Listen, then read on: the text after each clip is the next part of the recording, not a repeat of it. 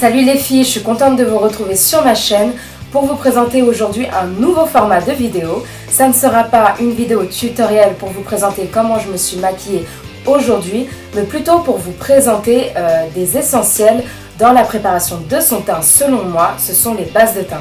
Alors si ce sujet vous intéresse les filles, restez connectées, je vous dis à tout de suite pour la revue.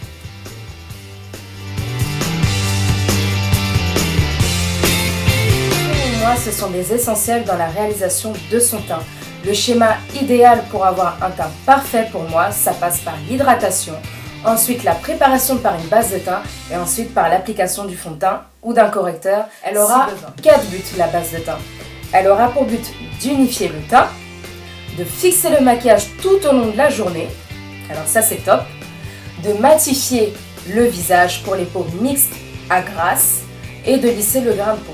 Alors la difficulté dans tout cela, c'est que sur le marché, plusieurs marques proposent des bases de teint. Vous allez chez Sephora, ils proposent leur base de teint pour eux. Black Up, ils ont leur base de teint. Embryolisse, Parapharmacie, Kiko, tout, ils ont tous une base de teint. Mais comment choisir sa propre base de teint? Et pour cela, je vais vous aider avec ma vidéo. Les filles, vous allez voir que c'est important de bien choisir sa base de teint. Le choix de votre base de teint se fera en fonction de 3 critères. Premièrement, en fonction du type de peau que vous avez, que ce soit une peau plutôt sensible, plutôt sèche, plutôt mixte, grasse ou acnéique.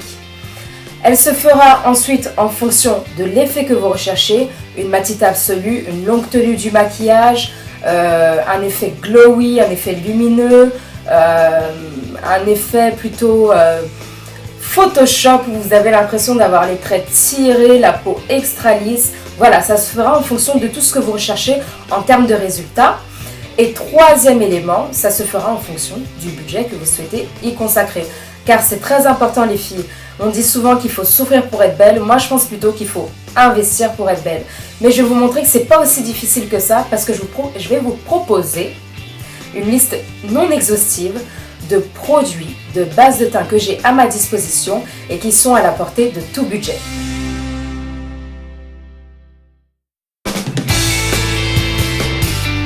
Alors la première base de teint que j'ai à vous présenter, c'est un produit médical qui n'est vendu que aux États-Unis.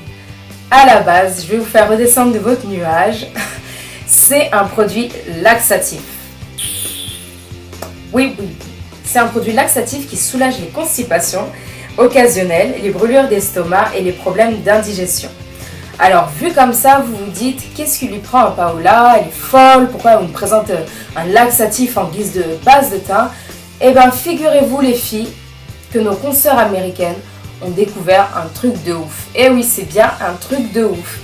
Ce produit est un produit miracle pour les peaux mixtes, grasses et acnéiques. C'est un super, hyper bon matifiant. Il procure une longue tenue du maquillage, flawless les filles. Et en plus de ça, il a des propriétés, notamment l'hydroxyde de magnésium, qui est très bien pour les peaux acnéiques car il va sécher très rapidement les boutons. Tout de suite vous expliquer comment on applique ce produit. Très simple, vous prenez un coton handi, vous l'imbibez du produit et il y aura différentes manières d'application selon le type de peau que vous avez. Pour les peaux mixtes, ce que je conseillerais, c'est de tapoter le coton uniquement sur la zone T. Pour les peaux grasses, je conseillerais d'appliquer ça sur tout le visage. Et que vous ayez une peau mixte ou grasse, après application, vous verrez qu'un film blanchâtre va apparaître sur votre teint. Mais il ne faut pas s'inquiéter les filles. Une fois que vous appliquez votre fond de teint qui soit fluide, qui soit compact, qui soit en forme de stick, tout le film blanchâtre qui est précédemment ressorti va tout de suite se fondre sous l'application de votre peau. Pour les peaux à acné, je ne suis pas dermatologue. Moi, tout ce que je vais vous recommander les filles, c'est un simple conseil.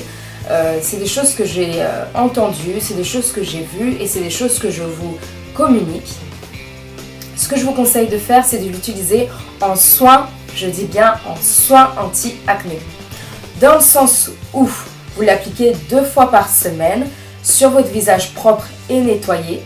Vous le laissez sécher 10 à 15 minutes sur le visage, un film blanchâtre va apparaître aussi. Et ensuite, vous le rincez. Si vous faites ça régulièrement, normalement, vous êtes censé apercevoir un certain changement à long terme sur votre peau. La peau sera moins grasse et paraîtra un peu plus lumineuse. Et pour les peaux sensibles, je vous le recommande de manière occasionnelle. C'est vraiment utilisé avec parcimonie, vraiment parce que vous savez que ce soir, vous allez sortir, vous allez aller à une fête, vous allez vous déchaîner sur la piste de danse, transpirer comme une cochonne. Là, dans ce cas-là, je vous le recommande. Mais si c'est juste pour sortir entre 14 et 18 heures et que vous n'avez pas vraiment besoin d'une longue tenue du maquillage, je ne vous le recommande pas. Et pour ceux qui ont des peaux à tendance très sèche, voire de l'eczéma, à bannir. C'est pas pour vous, c'est vraiment pas pour vous. Le Milk of Magnesia, il a tendance à beaucoup assécher, à vraiment beaucoup absorber des graisses. Et si vous manquez de graisse, vous manquez de production de sébum sur votre visage, je vous le recommande pas du tout. Voilà, donc comme ça c'est clair pour le Milk of Magnesia. Comme je vous l'ai dit, vous le retrouverez que sur Amazon parce qu'il n'est pas vendu en France directement et je vous le recommande fortement. J'ai une petite astuce, un petit plus encore sur ce produit car je vous dis il surprend beaucoup de monde. Pour ceux ou celles qui ont tendance à beaucoup transpirer, je vous le recommande de l'appliquer sur des aisselles épilées et propres avec un coton-disque. Vous l'appliquez une fine couche, vous laissez sécher les filles. C'est un très bon absorbant et avec ça vous risquez de moins transpirer. Je vous dis ça, je vous dis rien, à vous d'essayer. Toujours pour celles qui ont des peaux mixtes à grasses et qui cherchent une matité absolue et un maquillage longue durée, j'ai un second produit à vous proposer. Cette fois-ci, ce produit, vous le trouvez en vente chez Sephora ou chez Black Up, le site blackup.com ou blackup.fr, au prix de 38 €. C'est une base matifiante perfectrice qui a été très publicitée pour son action ultra matifiante et son fini peau de pêche. Moi j'adore parce que le packaging il est plutôt sympa, il est en forme de goutte, un peu une petite boule, facile pour transporter dans son sac ou pour faire des retouches ou se maquiller dans les transports comme j'en vois certaines le matin. Hein?